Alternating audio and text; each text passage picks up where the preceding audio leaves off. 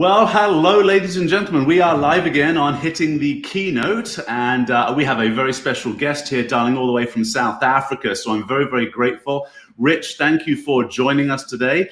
Rich joins us because I stumbled across him, and this is the way great networking and relationships take place, fellas, ladies, gentlemen, friends, brothers and sisters.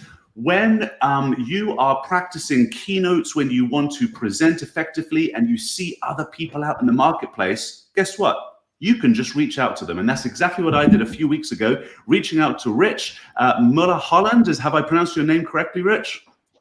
Yeah, Mulholland. Mulholland, fantastic. Yeah. And Rich was just generous enough, kind enough, and you'll find this with industry professionals, to say yes. So Rich, thank you for joining. What time it is in South Africa over there today? It's 2 p.m. at the moment. 2 p.m. at the moment. All right. So it's 8 a.m. for us East Coast folks. On the Pacific Coast, since I tend to be quite America-centric, although I hope there's some Europeans dialing in to say hello to us today, they'll catch it on the archive. And Rich, just tell us a little bit, how did you get into the business of helping people present effectively? When did that happen? So it happened when I was 22 years old. I started Missing Link. I had absolutely no permission to do this. Like, I have no qualifications and authority, but it was driven by being pissed off by how bad people are. So I used to work in rock and roll. I toured with live bands. I was actually lucky enough to design the moving lights for an Iron Maiden world tour when I was 20. Nice. And what happened is in South Africa in winter, there are no concerts. South Africans do not go to concerts when it's cold, which is hilarious because I was born in Glasgow, Scotland. If you didn't go to concerts when the weather was bad, no concerts ever. Yeah, totally. Right. So I went to my boss and I said, listen, I actually had work in the off season as a scaffolder, and I was working, carrying things like this just because we didn't have work and I needed to do something else. It was evergreen. So I went back to my boss. At the time, we were the largest staging supplier next to the band U2 on the planet. And I said, we got to fix this. What about corporate and the rave market? There were two markets that seemed to go all year. Okay. So I went out to him and I said to him, I'm going to go and try and sell to these two markets so we have work all year round. He said, go for it. And the rave market was an easy one. Yeah, apparently if you're taking lots of drugs, you don't feel the cold. So that was all good. But the corporate market was even easier because it turns out the people, CEOs of big companies, are willing to throw lots of money to look good in front of other people, right? And this makes sense, right? They're trying to grow and amplify their authority. So I would go out there and I would sell them. I'd say to them, guys, I can make you look like a rock star. I'll get you the lighting and the sound and the AV. And you could see their eyes glowing. They were like, yes, yes. And you've all been to one of those conferences where the lights turn out and then the music starts and the video goes and the CEO comes running and he or she is high-fiving people. Everyone's screaming. Right. But then they would get to the stage and they'd be like, yes, thank you. Right. All right. Good. Now, by leveraging economy, and it would show the worst PowerPoint slides and it would bore people and you could see people like, what just happened? Right. How did we get from the high fives guy to this? And I thought, I'm a cure for the wrong disease. I'm solving the wrong part of the problem. Now, I believe entrepreneurs, we're driven by hate, not by love. We don't do what we love. We find what we hate and we fix it. We either fix a problem or we fill a gap. So I started a presentation company when I was 22 just because I realized that I couldn't make it any worse. It was so bad, so consistently, but there was a few times that I'd seen something that somebody did that I thought this was really good. And I thought if I just take those few things that I learned, I could, build some momentum. And that was 24 years ago and I haven't looked back. So that's really neat. It's a great analogy actually, Rich, because basically the production company was responsible for all of the coolness, the glitter, the lights, the glamorization of the CEO coming on stage, right up to the point where that person opens their mouth. That was the piece you were responsible for. And as you say, it was lights and action and very exciting. And then, oh, what a letdown. And so, okay, fantastic. Let's pick the conversation up right from there. So tell me about, and certainly don't disclose confidentiality, but tell me about some of those first early clients that you would have coached. What were the big problems, the themes that you were seeing in their presentations that were in error, and how did you fix them? In the beginning, it took me a while before I felt confident to say I was coaching. At the beginning, it was just realizing that, and very, very quickly we realized that, and I understood that the people who said one thing per presentation won. So because again, I had to sit at the back of all of these. I was, you know how the crew sits in the back Right. at front of house watching. So I realized that the person who tries to make 1 point per presentation, they're the ones who win. The ones who fail are the ones who are trying to give every bit of information. And I realized relatively quickly that what they were failing to do is to get the audience to care. So they would be talking, they would show up, and I'd be the CEO of a company, and I'd be presenting my business strategy, and I'd be on a national roadshow touring to every branch of my business. And I would be sharing with these people this $1 million strategy of this business to people who are earning, you know, thousands of dollars in salary. And there was an absolute disconnect. And I remember turning around to one of the guys and saying, these guys speak like government, but they're speaking to citizens. And that was that realization that had stuck with me throughout. Business leaders often speak in the language of government, big picture thing, big this, but they forget that they're speaking to citizens. And the things that citizens care about is fundamentally different. So at the beginning, I would just go to them and say to them, we're just going to help you dial in your message. And listen, you know, when you tell an entrepreneurial story, it makes it sound like this overnight success. There was a lot of figuring things out. At first, I was selling presentations. I was like, you can see that I came from rock and roll and I've got all these tattoos, but I only had one before and it was hidden. These only I did when I started selling to corporates. And I'll tell you why, because the realization was that they weren't buying presentations from us. You got to know what you're really selling. These CEOs, they felt that the presentation was something they could hire, their assistant could make their slide decks for them and make 10 slide decks for them a month for cheaper than I could do one for them. Right. So what I realized is what we were actually setting was a solution to boring. They were so petrified that they would stand up on stage and people would think they're boring. There is an ego at play here. So we built our entire business identity around the idea of we'll make you not boring. And probably, I'm almost embarrassed to say this at the beginning, the smartest thing we did, I don't know if you can remember back like 20 years ago, late 90s. Okay. But instead of having memes shared to us on WhatsApp or via message or online, people would send these little video clips of funny adverts and little small little vignettes. Right. We would find a bunch of those that we thought we could make relevant for big hitter topics. And we would put them into people's presentations at key moments to help introduce new points that would lead towards their master point. And of course, when they got off stage, the audience had been laughing, they'd been enjoying it, they got into the humor of it. And if the only thing we did was introduce those video clips to bring humor into presentations, it was enough. And then we started building a little meme in between changing thoughts during the presentation, just a little cartoon, a little funny clip. Yes, yeah, exactly. So a small meme, basically like there was some adverts. Washington Mutual used to have a funny advert about a dude who was down on his luck and he would pop a balloon. And there used to be that video of those guys at the urinals all hey mate, can you hold this for me please for a second, and putting in cigarettes and so and then of course like Al Pacino's Any Given Sunday clip. You know, the inches we need are everywhere around us, and those things. Those little clips, we had different contexts in which we thought that they would be good. So when we were writing somebody's talk, we just put in those little clips as chapter builders. And that was enough for the speaker to relax, for the audience to relax and feel like it was something different. And it was enough for us to take some of the boredom out.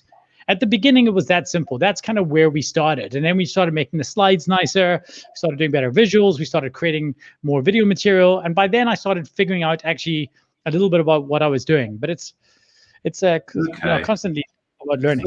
So if I've understood this correctly, what you said is people who get across one point are the ones that are typically the champions, whereas those that are trying to get across the entire company message, they're falling down. But to help the people that were getting across the entire company message, you put these memes or these amusing and interesting links in between each thought so that you can at least bring it all together. Is that what you've said? Yeah, those memes were scaffoldings. So they gave them, and they helped keep the presenter on track of the core point. So we would show them the video, say, this is what we're using to introduce the point about X. If they understood that, then they knew the context of their next few slides. Right. And we would just work on their presentation strategy for them, just for trying to get that core message. And we would use these as little building blocks. But absolutely, a presentation has one job. It's to deliver a message to achieve a result. Right. There are a couple of little side results you can do, especially if you're a paid speaker. There's the core objective for the audience, and there's the micro objective for yourself. But at the end of it, if they only remember that one idea, that one concept, you've still won. Yeah, because what I thought you were going to say at the beginning there, when you said you noticed the trend that people who had one point were the more successful speakers. So, but you didn't then coach your speakers to say, hey, throw out all of this stuff and just come up with one point. You ended up linking all their things together. Why not just have, are you a proponent, let's say, for just have one point in your presentations? Or are you thinking, no problem, have tons? Your presentation must slay one dragon. Okay, so your presentation is trying to slay one dragon, but there might be 3 or 4 points that will help it do it. So what we would want to do is, if you were starting up and doing a presentation, say, all right, guys, and I guess sometimes, by the way, these State of the Nation addresses by CEOs are important. I want to talk a bit about our culture. I want to talk a little bit about our finances. For the right meetings, those are totally fine. But if you were standing and saying, okay, I want to say a little bit about this, and then I want to say a little bit about that, and I want to make people generally better in 2 or 3 topics, everything has got to be getting people closer to where they can do an action. So we have an action framework that we believe that you should take in a presentation. It's 4 steps. You want to give your audience a reason to care. So you got to buy their attention. Okay. Then you want to give them a reason to believe. You got to buy their trust. Now that you have their attention and their trust, you got to tell them what they need to know, and you got to tell them what they need to do. Now, in this 3rd step, tell them what they need to know. You can introduce what we refer to as a legacy list. It could be the 3 big points that they take away. But the sum total of A, B, and C, those 3 points, should be the tools that they need to do the final step, which is the action you want them to take as a result of you being there. So everything is trying to get to the pointy end of the stick. Right. Okay. Fantastic. So give me those 4 again. So basically, you need to get them to care first, right? That's the first thing. Step number 1, give them a reason to care. Reason to care. Step number 2. Reason to believe. Give them a reason to believe. How do you get people to care? Like, what are some of the tips you've got there? Like, why should I care? Let's say I'm the employee of an organization. Why do I care about this CEO's message? In fact, that's the only job of a CEO, is to make their people care. You can extrinsically motivate people by saying to them, I'll give you more money if we achieve this. You can't make them care, but you can make them do the work. Or you can intrinsically motivate them, getting them excited about the problem we're solving in the world. So if I stood up, my staff, we are excited about the idea of becoming the world's leading thinkers in presentations. I said to my guys, like in the Olympic Games of your field, I want to make you literally gold medal award winners, that every single one of you in our small little corner of the world, we are the best at what we do in the world. And that's what I am going to promise to help you get to. So if you were a graphic designer when you came in, even if you shoot the lights out in our business, in another business, you're still a really talented graphic designer. But if you come to my business and we take your graphic design skills and apply them with our thinking about how humans consume knowledge, I can make you an Olympic level athlete in your craft. And so that's how I get my people to care. They're not caring. Like, I want to be the world's best at what I do. Yeah. So that is what we sell to people. There's that great quote. In fact, it's not a great quote. It's a terrible quote. It says, you can take a horse to water, but you can't make them drink. Okay. What kind of idiot are you trying to take a horse to water? Horse, are you thirsty? No. Okay, I'll leave you to it. If the horse is thirsty, it will drink. Your job is to make the horse thirsty. That's the job of any presentation. Now, if you'll excuse we talk about audiences at the beginning in your reason to care phase about having a gas tank. Now, the bad news is every time you get onto a stage, unless you are famous, right? If you are Elon Musk and you're standing up to speak, then people's gas tanks are full because you're Elon Musk. Right. If you're Richard Mulholland, 99% of the time I walk onto a stage, nobody has ever heard of me before. So I am this nothing guy. And the first thing I've got to do is fill your gas tank, your give a shit tank. Right. Okay. Now, if I can get to the point that tank is full, then my next job is to get off stage before it hits empty. Because if I get off stage just before you get into reserve, you'll be like, oh, I could have listened to that guy all day long. Right. 2 minutes later, and you've hit the end of the reserve tank, and you're like, Jesus, will this guy ever shut up? Right. So, and that time frame is directly correlated to how well you make people care. So the answer to how you do it is you sell the problem you solve in the world. When I work with public speakers, I always say to them, job number 2 is to help your audience slay their dragon. They're the hero. You are the mentor.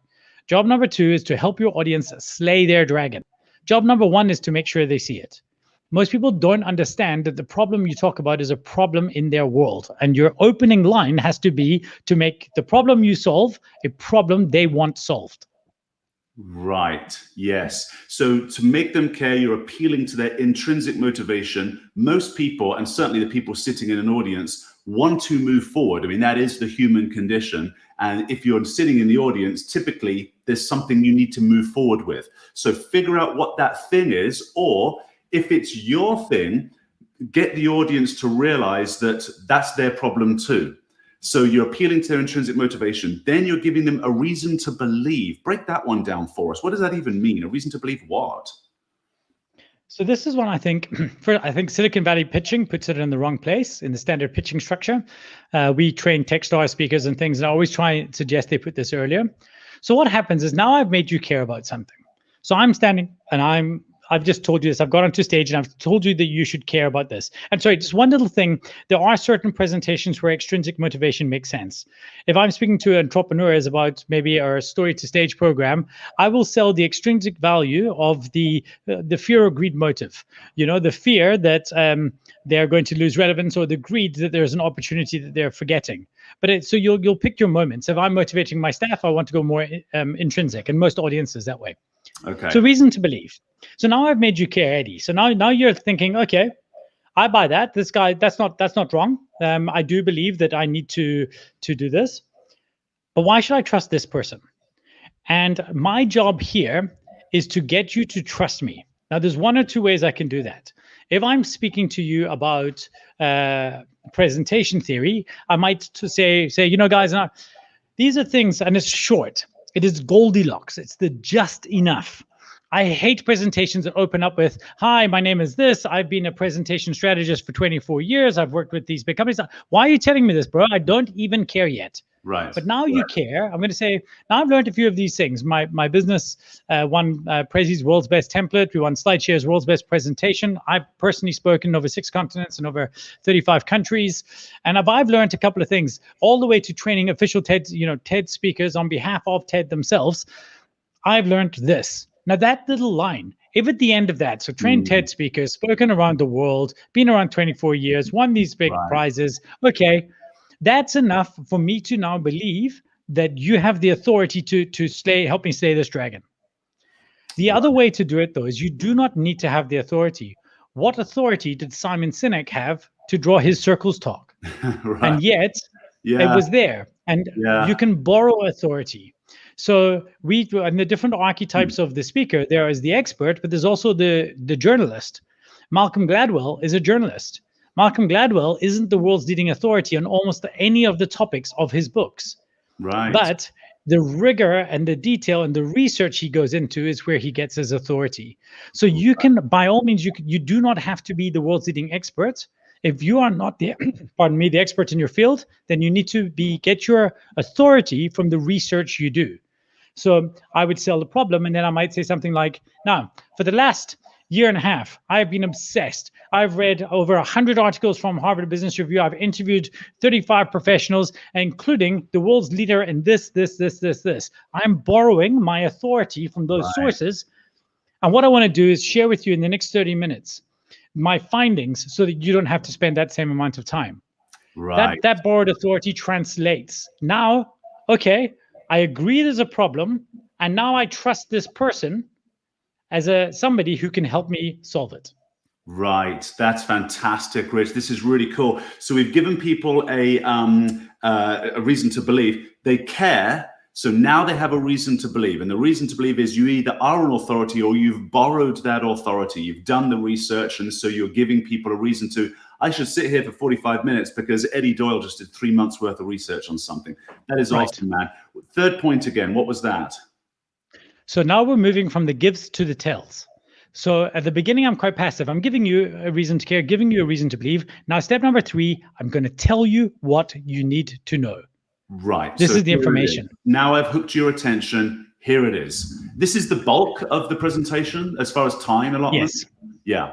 This is, well, yes, it is the bulk according, but if it was a ratio, if I was given 20 minutes to talk, let's say, it might be 5 to 8 minutes on reason to care, depending on your audience, because you're already doing some teaching. And there's also your introduction and your hook and your things coming in there.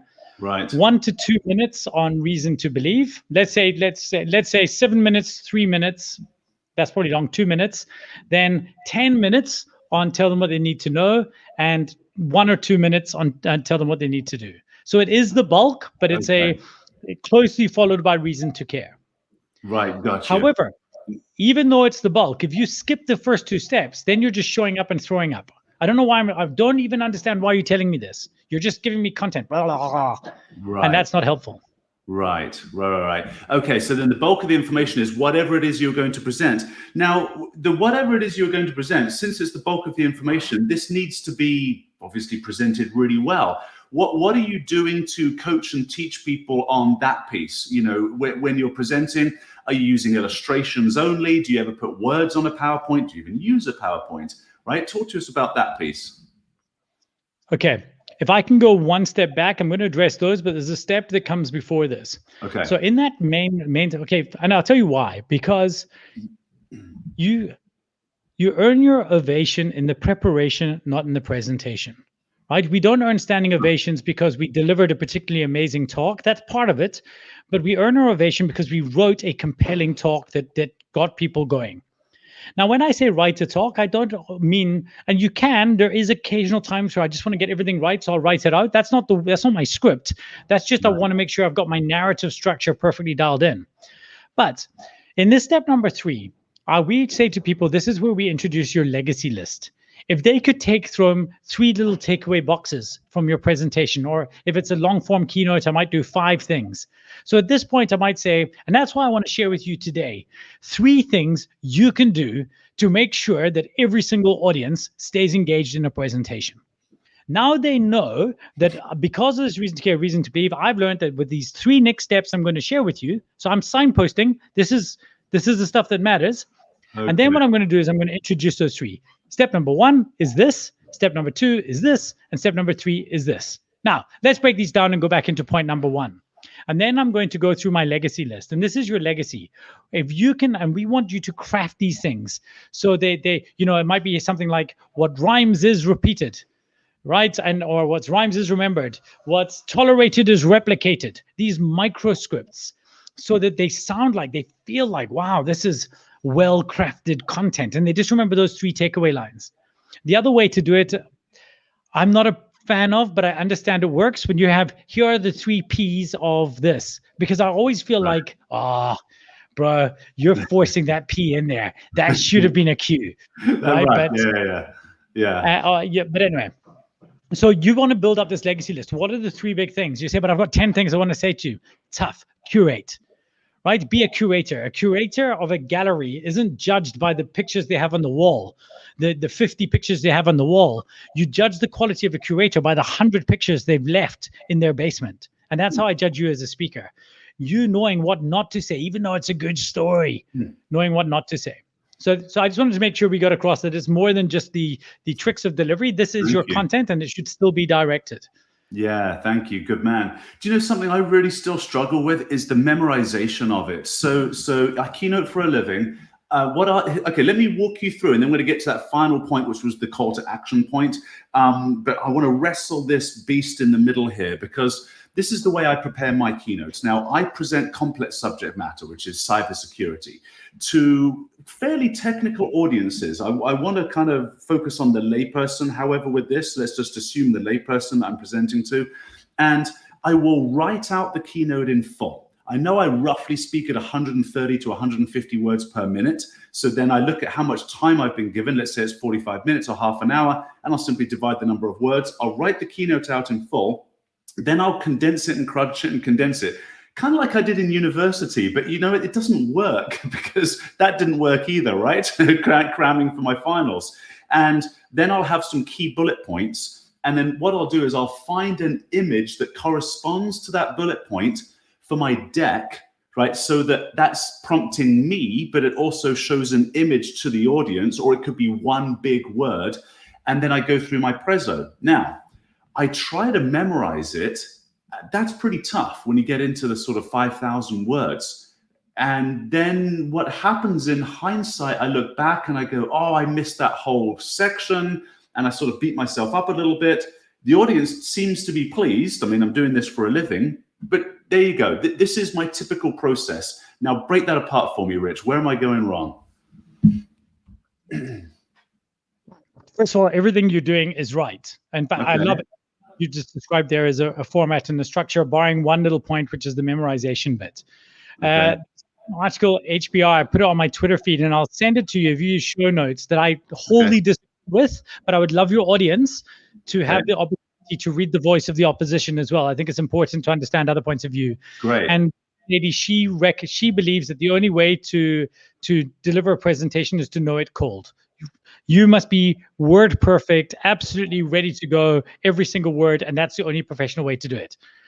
But first of all, I disagree with her on so many levels there, but I think there are certain presentations. I did a 3-minute talk on the main stage of TED. If you're given 3 minutes, then you better know, then you're reciting poetry. Dial that in. Right. Right. So I will go through and I'll structure all my messaging. I actually work in a slightly weird way, is that I know that I have an approximate slides per hour ratio. That I speak at a rate of approximately 60 slides an hour. Okay, and that just suits my style. That's approximately a slide a minute. Interestingly, and I've got a video going live on this tomorrow, when presenting online, that speed has doubled, which is bizarre because in order to keep an audience more on the hook, I find that I need more visual cues over and over and over again to be both visually and verbally interesting. Okay. So I know roughly where I want to be at. Now, the most important thing, if there's only one thing you take from today or your audience takes from today about presentation, let it be this. The secret that nobody is talking about, honestly, if there was only one thing you could ever improve, the only thing that you care about tomorrow to level up your presentation by 50% tomorrow is to know what your next slide is. That's it. Huh. You only need to know, okay, so there's two things you've got to be aware of. Roughly at what point in time do you want to be when you see certain slides? So you'll have a slide that you know is your 50% slide. You'll have a slide that you'll know is your 90% slide. So I better be wrapping up from here. And you better know that by there I should be at, I'm at 18 minutes. I should have been at 90. I should have been at 17 minutes. So you can start picking up a little bit to finish. Thereafter, all you need to know is how to segue from one story to the other. And this is going to sound like such a gross oversimplification, but it's not. I show up an image and I know that I've got to tell the story of this image that's here. So it's an image of my dog, and I know that the next slide is an image of a picture of peanut butter. So I talk about the story of my dog and I do these things, and I've just got to figure out at some point that I've got to segue into the next slide. Now I know it's there, so I don't have to look at it because I can see in front of me my preview. So I get my clicker and I'm ready to go, and I'm standing presenting and I say, but where does this matter? Well, it comes down to peanut butter, click. And this goes in there. So the next slide is my cue point of how my story's got to go. The only thing I have to get right, the only thing is my segues. If I can understand the structure of my segue, this flows perfectly into this flows perfectly into this. If it doesn't, sometimes I find myself needing to add an extra image so that I have my structure from that to that, and then I have my structure. Yes, if I add anything about cybersecurity around this topic here, then I can use that as a departure point to this. Cool. And then that helps me remember. A lot of presentation trainers say to you, your slides are not for you. Don't put your notes on them. And sure, they're not your speaker notes, but they're absolutely your breadcrumbs. Okay. They're trying to get you and your audience home. But you don't look at the breadcrumb you've passed, you look at the breadcrumb you're heading towards to know where to go next. So the only thing you need to know as a speaker is I am on topic A and I'm about to get to topic B. What do I have to say to get there? And then once you start doing that, you realize that I can speak for as long as I really want on this topic, provided that I don't overshoot the mark to the next topic, because that's my end point, and I know how to get there. I understand that this is one of these things that it doesn't translate well until you've tried it.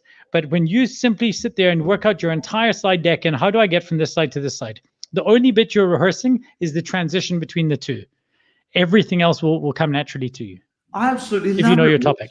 I absolutely love it, man. This is huge for me. So it's almost as though each sentence corresponds to an image in your world. If you're clicking through one slide per minute or virtually one slide per 30 seconds, then yeah, now all of a sudden my memorization problem goes away because I've essentially got a prompt for almost every single sentence. Have I kind of roughly understood that?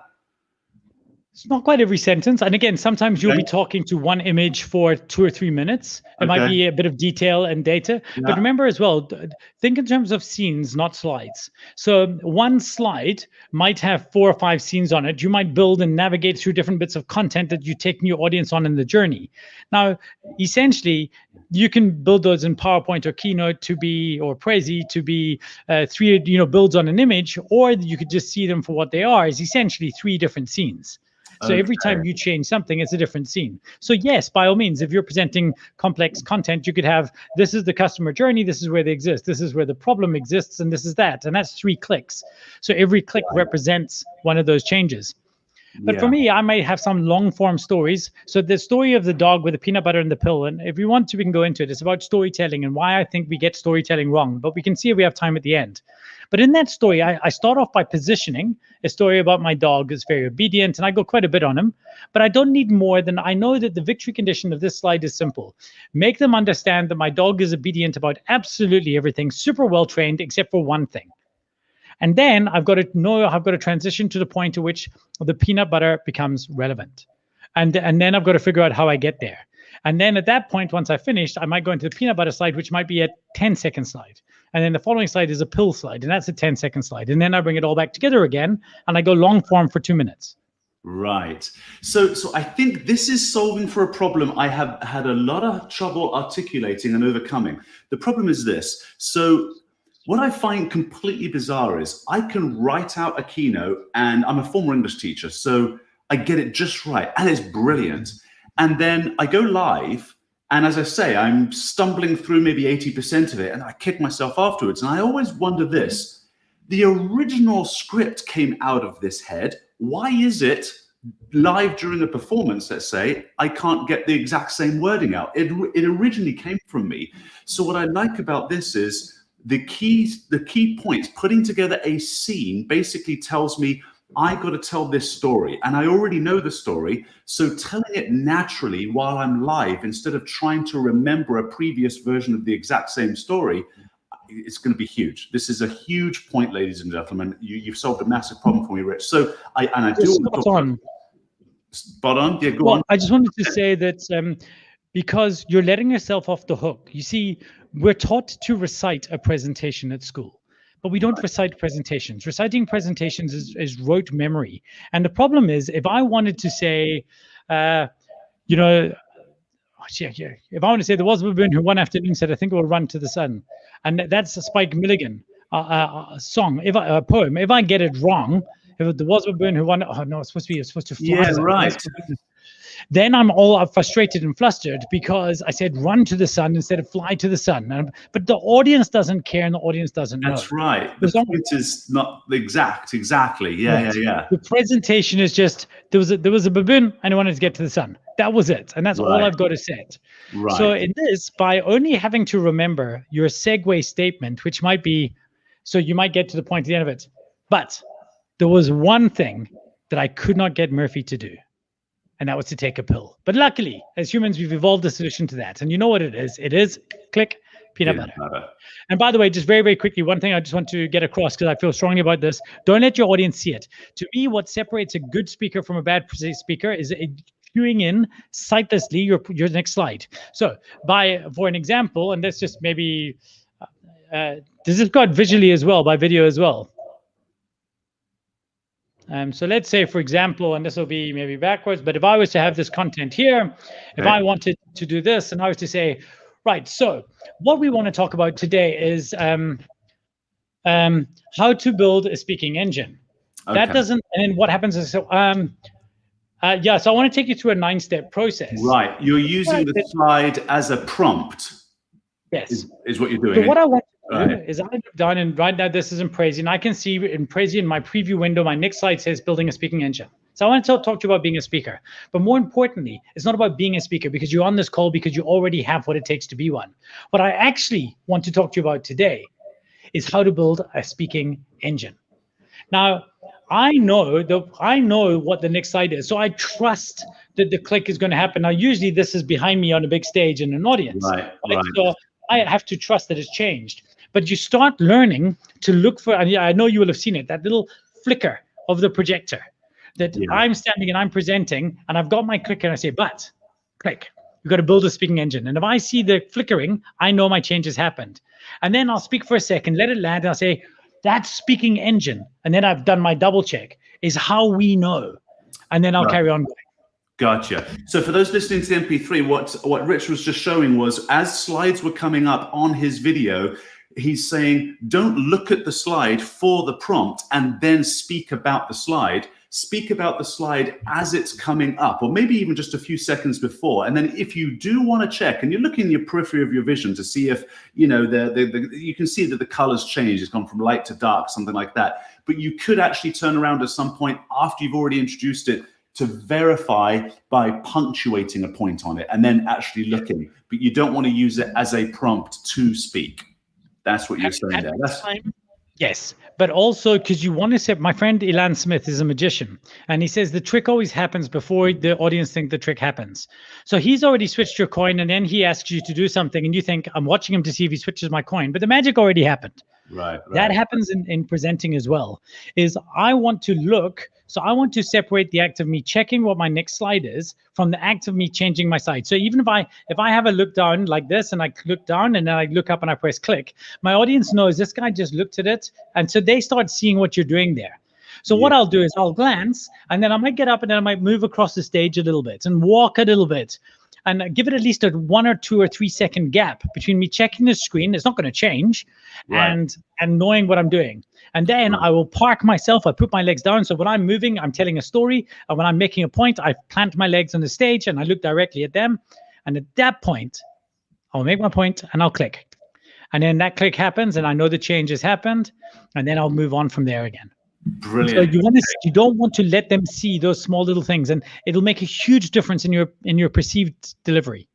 So then if you have looked at the slide to get the prompt, by waiting a few seconds, that was just somebody looking. That didn't really mean anything from the audience's perspective. Then you mentioned something interesting. You said when you're telling a story, you're walking. When you're making a point, you're standing still. Now, this might segue us into storytelling, but I want to finish those 4 great points that you were making, you know, which was make the audience care, make them believe, talk about your main point, tell them why you're here. And then the final one was a call to action, wasn't it? Yes, tell them what they need to do. What's involved in the call to action, and then I want to go into storytelling. So yeah, tell them what they need to do. So is this a conclusion? Is it the last 5 minutes of your keynote? Yeah, and obviously, I'd say if it's a full-length keynote, for me, it's got a few purposes, right? So this is really where I'm earning my applause as well. Okay. Yes, the sum total of the whole presentation, but you buy the cheer in those last few minutes. That's when you tell your audience how to behave. There's a great presentation, and again, we can include it in notes, by Malcolm Gladwell. He talks about the Norden bomb site. Now, I watched this at TED years ago, and I was actually in the audience for that talk. We were training the TED Fellows that year, and it was funny because basically TED audiences give out ovations like people give out flyers on street corners. Yeah. They stand on ovation, and they do what I refer to as a slowvation. That's when 2 or 3 enthusiastic people jump out of their seats, and then I want to be the person who's brave enough not to stand. Yeah. I heard, you know, when you have to do this one, like. Yeah. But that guy's kind of like a douchebag, but the guy that doesn't stand is a real one, right? Right. So I try and do this weird thing where my body's telling you got a standing ovation, but my face is telling you got a slowvation. But my best standing ovation I ever got was I was doing a talk in Seattle. Was it Portland? Okay. Seattle. I was doing a talk at Seattle, and the MC was sitting right in front of me. I finished my talk, and he was such a happy-go-lucky guy. I think he'd got ready. He knew he wanted to come to a big, that he jumped out of his seat just to come up onto the stage to clap, to call me. And then everyone next to him was like, "Oh shit, we're doing that now." And they all stood up, and I knew that I didn't earn an ovation, and it wasn't. I thought businessy stuff, but everyone just stood up and was cheering. And I was like, "Okay, I'll take it." You know, you take them. Have somebody stand up, and you've got it. Anyway. My point was, can I just jump in on my best standing O story? It was my first time presenting in Tokyo. So, of course, they don't clap or make noise, right? So the lights were all on in my face, and I'd finished my talk. It's like, okay, great. And I wrapped up, and I think I hit all the good points. Dead silence. And because the lights were in my face, I couldn't see a thing. They were all standing and bowing, right? So I got off the stage, Rich, and I looked at my boss and the rest of the gang that were there as they were taking my microphone. "I'm so sorry, I was apologizing." They're like, "What are you talking about?" I said, "I bombed," right? Because they were all standing, bowing behind the lights, couldn't see them. That was a great standing O. So if you're presenting in Japan, bear that in mind. Wow, so I had no idea. Standing bowvation. Yeah, that's right, exactly. A slovation. I love it. All right, so call to action. That's right. Well, let me just get back to this. I've finished. Let me close the loop on this Gladwell story. So Malcolm Gladwell, because this is all part of your ending. Gladwell tells this story, but I think because Gladwell, I've been lucky enough to speak with him, share the stage with him once, but he's my favorite speaker, even though I believe that it's don't do as he does, because you're not Malcolm Gladwell. You do need slides. And let's go. Can we hang up the question you asked me about, do you need PowerPoint? I think you do, but it's worthy of a discussion in a bit. Okay. But Gladwell never does, and yet he's my favorite speaker. That day, he took the audience down to the point where clapping felt uncomfortable. He ended the story with basically saying how this person who'd spent his life's work building this thing had ended up becoming the basic precursor to the bomb and things like this. And he turned around and he said, "And ladies and gentlemen, it's a good thing he was dead before this happened, because it would have broken his heart." And he turned around and he walked off the stage. He did this. And he walked off the stage. And in an audience that had been jumping out, you know, because it's easy to get an ovation on TED. You just talk about Africa or cry, right? But in an audience who, seriously, I'm not even being cynical. That's literally the key. He forced them to not even know if they could clap. How do you clap for that? How do you clap? Right. Now, this is a great show of the opposite of what you're trying to do. So the end of your speech is called your peroration.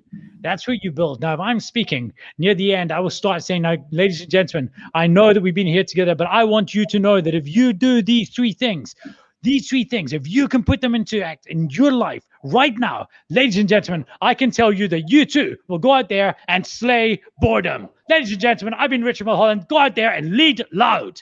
And of course they're going to clap. They don't know what else to do. They're like, "Woo," because I've lifted them up. But most people, they go, right, so those are the 3 core points. I'm not sure if we're opening it for questions. Thank you. What? Yeah. Your audience doesn't know what to do. So the first thing I want to do to make this quite practical, let your audience know. Say, okay, guys, as we're getting close to the end of our time here together, I'd like to sum up some of the core points. Before I do, though, I did promise you at the beginning of the presentation that I would share with you all the slides. If you do want to get a hold of me afterwards, please feel free to send me my details here. So we want to if you're a professional speaker, you want to harvest your audience, but you don't want that to be the last thing they remember. Right. So I say, I will share that things. Drop me an email here. Here's my details, and we can go through that there. Now, when I started off, and now I'm going to build my peroration and my legacy list. I'm going to recap. When I built up there, but if action followed knowledge, we would all have 6-packs. So it is not about what you learned today. It's about what you're going to do as a result. And I want you to do just one thing. I want every single person listening to this podcast right now. You don't have to write a talk. You don't have to commit to that. I want you to send an email to somebody who will hold you accountable. And I want you to schedule, if you're a business owner, I want you to schedule a talk to your teams where you're going to share some of these tips. Just send out a meeting request to do this. And this is the most important thing about tell them what they need to do.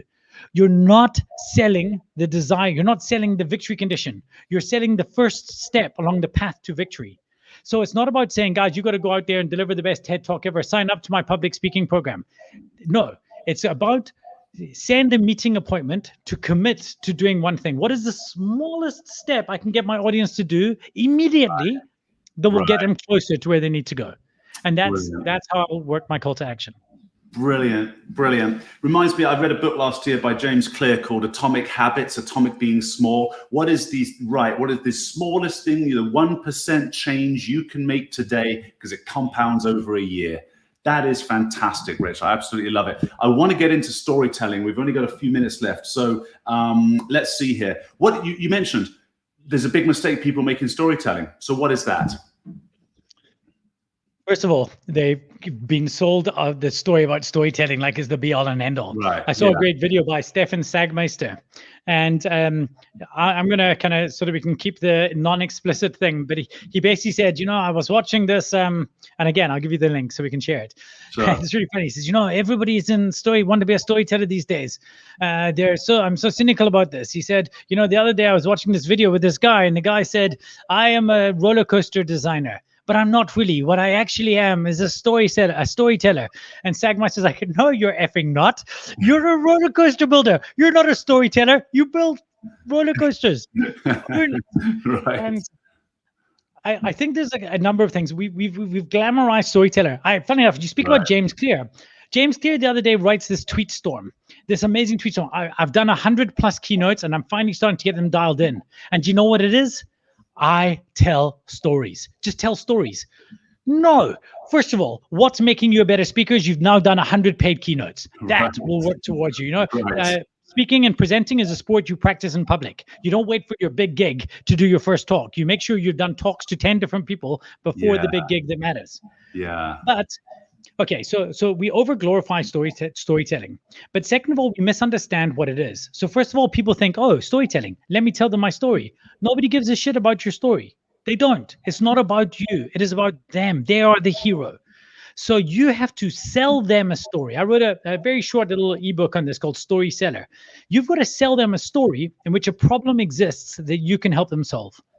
So you've got to sell a story, and you can use stories to do this. So that's a point.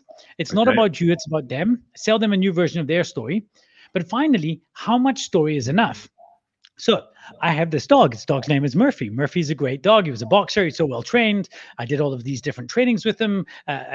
He did obedience training and agility work and man work, everything. He was so obedient. But the one thing I could never get him to do was to take a pill. If my dog was sick, I couldn't give him for love or money medicine. He would not take a pill. He would just look at me like, no way, bro. And I could try everything, wouldn't take it. Luckily, as human beings, we have evolved this great way to do that. And I know you all know what it is. Click, boom. Peanut butter. If I would take a bit of peanut butter, I would take it and I would put it down on the floor. I'd say, take it, Murphy, and he would eat it and it'd be delicious. And I would take some more and he gets this whole thing, it's all over. And then I'd take another bit and I would hide the pill inside the peanut butter. And I'd put it down and I wouldn't let him take it. I'd say, stay. Okay, take it. And then he would go and he would dive in there and he'd be so frantic and he would eat the whole thing up. And the next minute he swallowed the pill. And then he'd look at me like, bro, I know what you did. And here's the thing. Why am I telling you this story? Every story, first of all, you must be able to follow it up with the sentence, why am I telling you this? Okay, and if you can't, don't put it in. Why am I telling you this? Because in our discussion today, our job out of any presentation is to deliver a message to achieve a result. We've got to make our audience better than they were before we got on stage in some way, means, or form. Right. So to do that, we've got to deliver the medicine that our talk provides.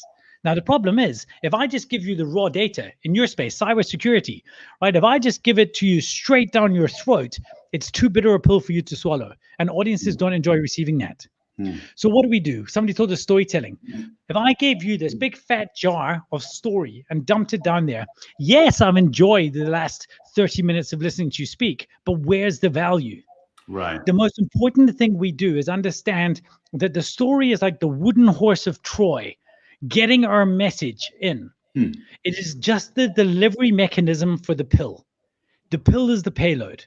And your job is to think about, what do I want to achieve? Let's say point number 2 of 3 of my legacy list. What am I trying to say here? I'm trying to say this. What story or metaphor or analogy or case study can I use to wrap around this pill to make it enjoyable for my audience to consume but smart enough that they'll retain it? Otherwise, you're just giving them empty knowledge calories, and nobody needs more of that. Right. So that's how we must be thinking about our stories, about what is my ratio of peanut butter to pill. Good man, Rich. That's fantastic. What a great analogy. Thank you. Okay, let's wrap with slides or no slides. You mentioned briefly, you're like, okay, let's put that one on the shelf and pick it up. So yeah. Unless you're Malcolm Gladwell, slides. Yeah. 100% slides. Yeah. A talk with slides is almost always better than a talk without slides. And the most important reason for that is because it makes it, you give your audience something. We are dual channel processing creatures. Gladwell is great to listen to, but he's hard to remember because he goes through so much information. He remembers it because if you look at any Gladwell speech, he's holding a piece of paper with all his notes on it. So he doesn't need the slides because his slides are on his hand. He's literally reading his words. And that's great because he's a writer. But you want to remember them. And he makes it hard for audiences. I saw him talking about a battlefield once, and he was trying to describe to me where the soldiers were coming in from and back here and doing this. And I thought, I know you don't like slides, but just one image. This is so important to your story. Just one image can release all the cognitive demands from my side, and I'll never forget that picture. I love historic battles. I can picture exactly how, say, Waterloo appears with the little red lines and where the blue lines and Place Noire and all these things. And you know, I can picture it because I've seen that battlefield map time and again. It's one, it makes it easier for you to give you your own breadcrumbs. And two, it gives your audience a visual hook for something they must take away. The most important thing to remember is that it's like the title on the top of your slide is like the title at the beginning of a chapter. The picture on your slide is the chapter itself. It doesn't have to make sense when you put it there. If I say the key to success is, don't put a picture of a key.